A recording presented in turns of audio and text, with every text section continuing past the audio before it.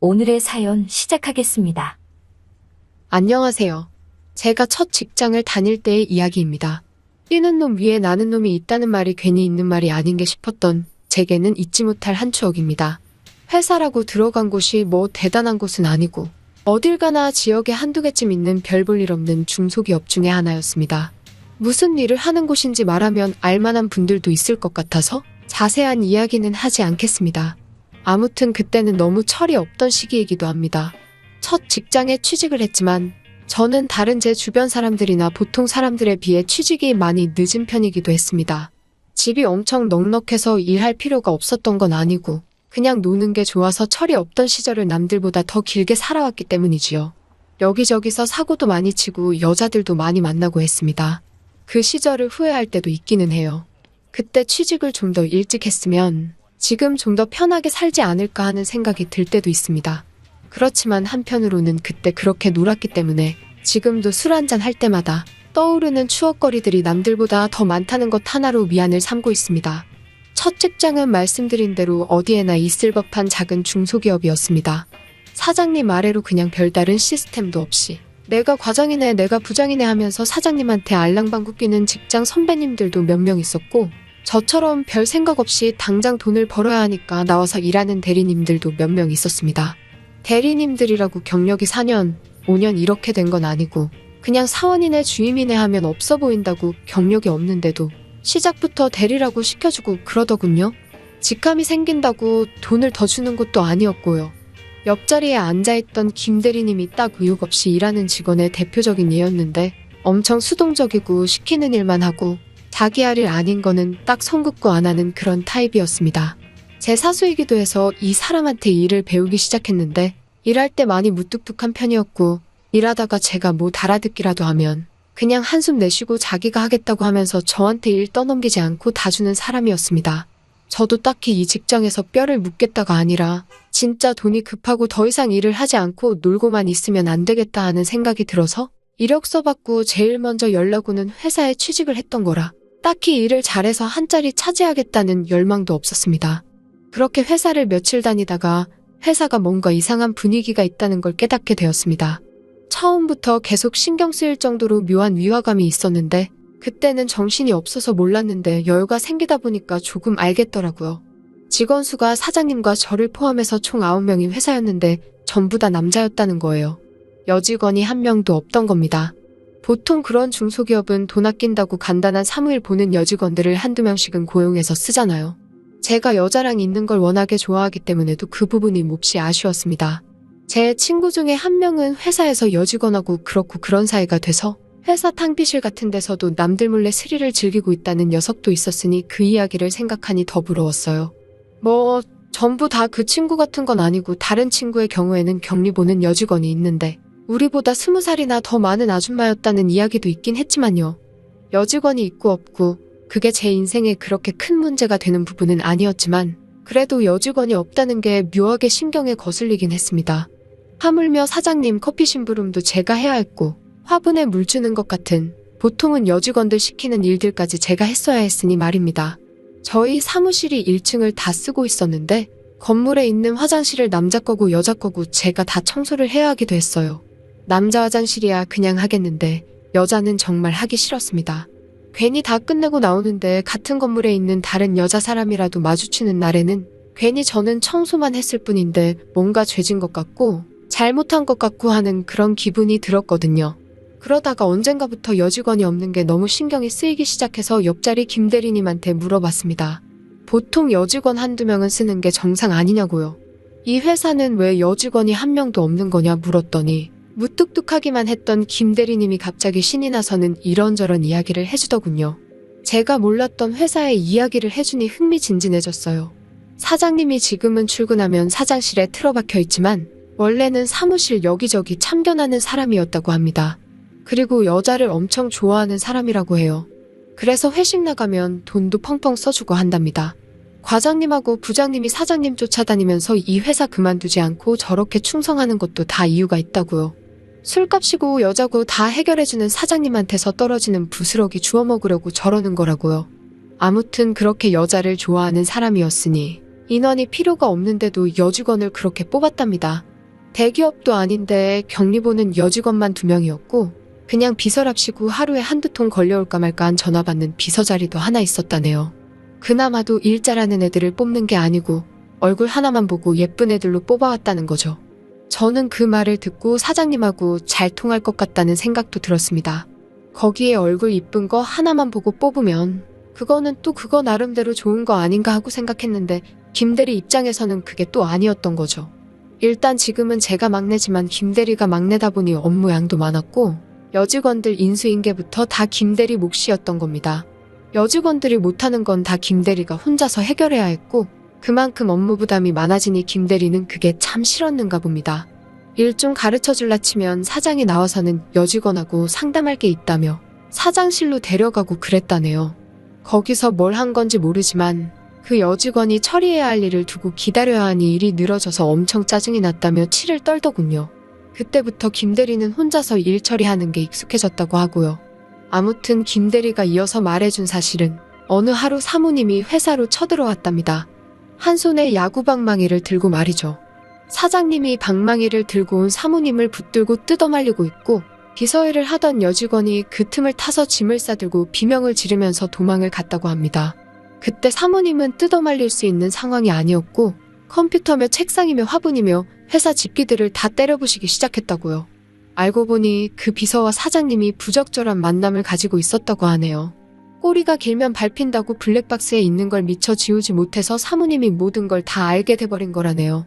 그나마도 있던 여직원 2명 중에 1명은 또 사장님하고 부적절한 사이가 될까 말까한 상황이었다고 합니다. 그래서 다음 날부터 출근을 안 했다고 하고 마지막 남은 여직원은 사모님이 와서 아예 여직원 씨를 말려버려야겠다고 그냥 해고를 해버렸다네요. 그게 이 회사에 여직원이 없는 이유였다는 거예요. 아무튼 그 뒤로 사모님이 아주 사장님 감시를 심하게 하는 탓에 회식도 거의 없었고 2차로 이상한 데에 데려가는 일은 더 없었다네요. 집에 가서 쉬는 게 좋은 김대리는 회식이 없어진 사실에 요즘 회사 다닐만 난다고 그러고 있었는데 저는 한편으로는 안타깝기도 했습니다. 제가 입사한 지도 딱 한 달이 되어가는 시기였습니다. 첫 월급을 받는 날이었죠. 200만 원도 안 되는 돈이었지만 아직도 첫 월급을 받고 마음이 벅차오르던 그 시절이 생각이 나네요. 아무튼 첫 월급도 받았겠다. 신입 직원이라고 신경 하나도 안 쓰던 사장님이 무슨 바람이 불었는지 제 환영회를 열자면서 회식을 가자고 하더군요. 옆자리 김대리님 인상이 구겨지는 소리가 들렸는데 부장님하고 과장님은 곁에서 신이 나서 오늘은 노래방을 가려나 아니면 아예 주점으로 가려나 들떠있더군요.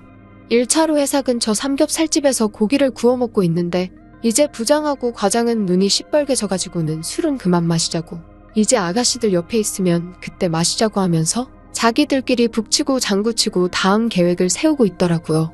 사장님도 그 2사람 보고는 어디가 좋겠냐 뭐 그런 이야기를 하고 있는데 사장님이 전화를 받더니 급하게 나가는 겁니다.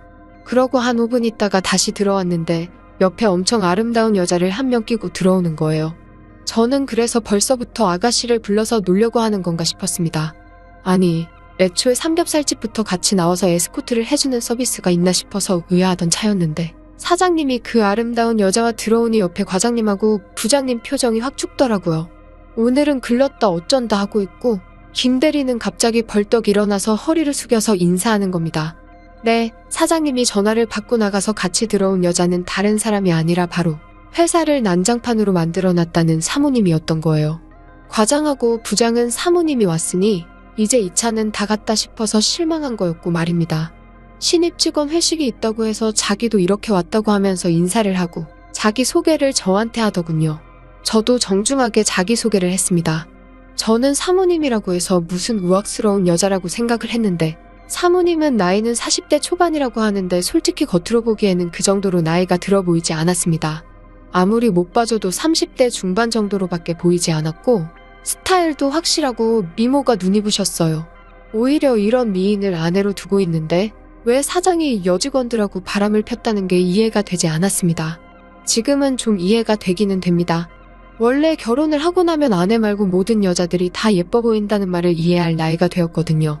아무튼 갑작스러운 사모님의 등장에 회식을 싫어하는 젊은 직원들은 오히려 분위기를 띄워주는 아름다운 사모님의 등장을 반겼고 2차 가서 이 짓거리 저 짓거리 기대하던 부장과 과장은 싫어했습니다. 저의 경우는 조금 안타까웠달까요? 좋은 것도 싫은 것도 아니지만 그래도 여자랑 같이 논 지도 한참 되던 시기였는데 좀 질펀하게 놀았으면 하고 내심 기대도 하고 있었으니 말이죠. 아무튼 회식 자리가 이어지는데 삼겹살집에서는 거의 식사가 다 끝나 있던 상태다 보니 자리를 2차로 옮기던지 이대로 파하던지 정해야 하는 상황이었어요. 사장님은 사모님 눈치만 보고 있더라고요. 그런데 사모님이 자기는 이제 집에 갈 테니 직원들하고 환영회를 잘 하라고 사장님께 말하시는 겁니다. 그러니 2차를 바라던 다른 직원들 얼굴에 화색이 돌기 시작했어요. 계산을 하고 사람들이 하나둘씩 밖으로 나가는데 사모님이 저를 따로 불러서는 자기 전화번호를 적어주더니 2차에 가기 전에 몰래 자기한테 연락을 하라고 하시더군요. 가게에서 나가고 나서는 사모님이 아직 근처에 있으니 시간을 좀 끌자고 말하면서 근처에 있는 세계맥주집으로 일행들을 데리고 갔습니다. 사모님이 회식 자리에서 저를 은근슬쩍 쳐다보는 시선을 느꼈거든요. 그래서 저는 혹시 사모님이 나한테 관심이 있나 싶어서 두근두근했습니다. 저는 그때 따로 빠져나와서 화장실을 가는 척을 하고 사모님한테 전화를 걸었어요. 그랬더니 사모님이 전화를 받고는 저한테 제안을 하나 하시더군요. 이렇게 전화를 한 이유는 남편이 자기 몰래 뭔 짓을 하고 다닐지 모르겠으니 저보고 스파이 노릇을 해달라고 부탁을 하는 거였습니다. 스파이 노릇이 뭐냐고 물으니 자기 남편이 어디 여자를 만나고 다니는지 아니면 회식 핑계로 어딜 다녀온다든지 하는 걸 속속들이 자기한테 보고해달라고 하는 거예요. 가끔씩 회사 일이 늦어서 집에 늦게 올 때가 있는데 정말 사장님이 회사 일 때문에 늦는 건지 아니면 딴 길로 샌 건지 그 정도만 알 수 있게만 해주면 된다고 하더라고요. 혹시나 오늘같이 회식이 있으면 2차로 딴 길로 새지는 않는지 아니면 집에 간다고 출발한 시간 정도만 알려주면 된다고 말이죠. 그래도 제 월급 주는 사장님이고 한데 배신하는 기분이 들어서 어떻게 해야 하나 대답을 못하고 있었더니 사모님이 그렇게만 해주면 자기가 저한테 한 달에 따로 50만 원씩을 챙겨주겠다는 겁니다. 돈이 궁하던 상황이었으니 단번에 알겠다고 했어요. 그리고 그 회식 날도 세계맥주집에서 대충 시간을 때우다가 사모님이 집에 도착했을 시간이 바로 되니 바로 장소를 이동했습니다. 그리고 노래방에서 인원수만큼 사람을 불러다가 술판을 벌이며 신나게 놀았네요. 저도 오랜만에 너무 즐거웠지만 또 한편으로 사모님한테 부여받은 임무가 있으니 고민하다가 화장실에 가는 척 나와가지고 사모님한테 2차로는 노래방을 왔고 현재 아가씨들이 들어와서 놀고 있다는 사실도 말해줬어요. 사모님은 화가 난 듯 보였지만 벌써부터 스파이가 있다는 걸 들키면 안 되니 오늘 일은 모르는 척 넘어가겠다 하더군요. 그리고 솔직하게 말해준 제게 고맙다고 믿음직스럽다며 앞으로 잘 부탁한다는 거예요.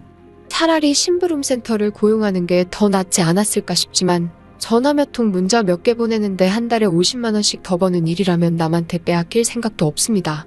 아무튼 그렇게 저는 사장님한테 들키지 않으려 노력하며 사모님에게 제가 아는 모든 정보를 알려주게 되었습니다. 그동안도 사장님은 여직원하고 그렇게 되고 나서도 사모님 몰래 밖에서 뭔 짓을 하고 다니긴 했나 봅니다. 그런데 제가 거의 사장님이 외출하는 것부터 일거수일투족을 전부 다 보고를 하고 있으니 사장님도 사모님 눈치가 보여서 딴짓을 못하게 돼버린 거죠. 그래서 몸이 달았나 봅니다. 어떻게든 건덕지를 만들려고 하던 찰나에 회사 업무상 다른 지역에 출장이 잡히게 되었던 거죠. 원래는 출장 업무는 과장님이나 김대리가 다니는데 그 출장만큼은 사장님 본인이 직접 가겠다고 나서는 겁니다.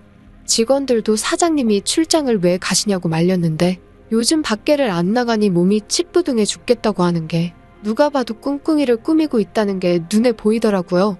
이거 잘만 하면 사모님이 추가금까지 줄 만한 건덕지라는 확신이 생기더라고요. 그래서 업무용 타블렛과 노트북에다가 위치 추적을 할 수 있게 셋업을 해놨습니다. 출장지는 어디인지 확실히 알고 있지만 어느 숙소에서 묵을지 알 수가 없었기 때문이에요. 그리고 사장님은 출장을 떠났고 저는 사모님한테 이 사실을 알렸습니다. 사모님은 저보고 잘했다고 하고는 저보고 같이 그 출장지로 가보자고 연락을 해오시더군요. 저는 회사에 있어야 하는데 어떻게 그러냐고 하니 자기가 책임져 준다고 하고 따라만 오면 수고비로 자기가 100만 원을 더 주겠다고 하는 거예요. 100만 원을 더 준다니 월차를 안 써도 무단결근이라도 하고 가야 할 것만 같았습니다. 어느새 정신을 차리니 사모님을 제 차 옆에 태우고 출장지로 향하고 있더라고요.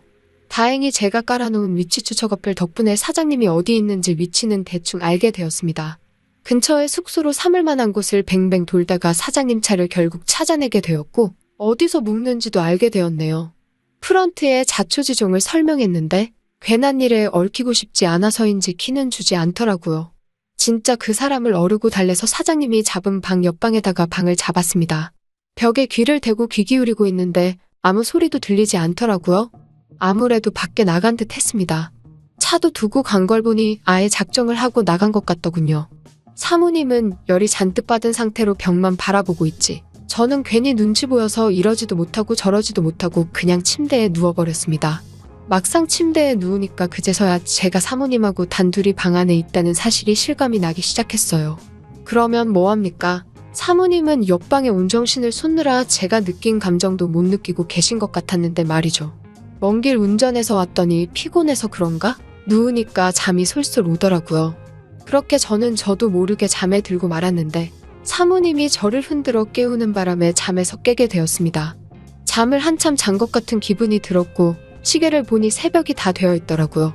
그런데 사모님은 저를 흔들어 깨우면서 눈물을 뚝뚝 흘리고 있었습니다. 깜짝 놀라서 왜 그러시냐 물어보니 사장님이 머무는 방 쪽 벽을 손으로 가리키고 아무 말도 잊지 못하더라고요. 재빨리 벽에 다가가 소리를 들어보니 사장님은 거기서 다른 여자를 만나고 있던 겁니다. 건물을 방음에 신경을 써서 만들었을 텐데 그게 무색할 정도로 엄청난 소리였어요. 사모님은 펑펑 울면서 저 사람이 정신을 못 차리고 이제는 타지까지 와서 저러고 있다고 하면서 분하다고 울고 있는 겁니다. 그러면서 자기도 아름다움을 잃지 않으려 이렇게 가꾸고 노력하는데도 내가 어디가 못나서 저렇게 다른 여자들을 만나는 건지 모르겠다고 하는데 저도 모르게 사모님한테 그렇지 않다고 사모님은 정말 아름다운 사람이라고 제가 본 사람들 중에서도 손에 꼽을 정도로 예쁘다고 달래줬어요. 그런데 사모님이 그 말을 듣더니 눈이 돌더군요. 그러면서 이제 자기도 자기의 매력을 알아주고 자기를 사랑해주는 사람을 만나야겠다는 겁니다. 그러더니 저한테 자기는 어떠냐고 물어보더군요. 정말 뛰는 사장님 위에 나는 사모님이었습니다. 남편이 옆방에서 한번 저런 게 매일 저런 게 아닐 텐데 사모님은 자기는 100배가 넘게 되갚아줄 거라면서 그날 이후로 저와 일주일에 7번 정말 하루도 빠짐없이 만남을 가졌습니다. 제가 다른 건 몰라도 체력으로는 자신이 있는데 그 당시에는 정말 이대로 죽는 게 아닌가 싶을 정도로 사모님을 만났습니다. 사모님이 몸에 좋다는 걸 챙겨주고 먹이고 저도 찾아 먹고 그랬는데도 살이 일주일에 1kg씩 빠지더라고요. 다이어트가 따로 없었고 정말 온몸에 생기가 빠져나가는 줄 알았습니다. 그런 사모님과의 만남이 더 길어질 수 있던 건 어쩌다 보니까 사모님하고 만나고 있다는 사실을 사장님한테 들켜버리고 말았을 때입니다. 김대리가 슬쩍 제 핸드폰을 보다가 사모님과 저희 관계를 알아냈고 사장님한테 그 사실을 말해줬다고 하네요. 그런데 사장님도 하는 말이 피차 이렇게 된 거 저보고 힘 좀 써달라는 겁니다. 자기도 죄 짓는 기분 안 들고 딴짓을 할 수 있게 돼서 오히려 후련하다면서 말이죠. 그때 느꼈습니다. 제가 아주 똥을 밟았다는 걸요. 뛰는 사장님 위에 나는 사모님인 줄 알았는데 사장님은 나는 사모님보다 더 높이 나는 사람이었네요.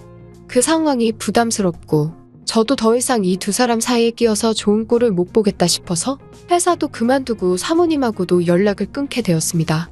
지금은 한 집안의 가장이 되어 세금 내면서 잘 살고 있어요. 어떻게 보면 제가 한 가정을 파탄에 이르게 할 뻔했다는 사실에 그때 생각을 하면 사장님한테도 사모님한테도 미안해지네요. 그 당시 김대리님하고는 아직도 가끔 연락을 하는데 두 사람은 아직도 그렇게 같이 살면서 서로 다른 사람을 만나고 다닌다고 하네요. 세상에는 참 이상한 사람들이 많은 것 같습니다. 그럴 거면 이혼을 하는 게 맞지 않나요? 아무튼 저도 가정을 이룬 몸으로 이제는 처신 잘하고 그런 일이 없게 가정을 잘 지켜야겠습니다. 또 찾아주셔서 감사합니다. 매일 새롭고 흥미로운 사연으로 찾아뵙겠습니다. 구독과 좋아요 잊지 마시고 다음 사연으로 다시 찾아뵙겠습니다. 감사합니다.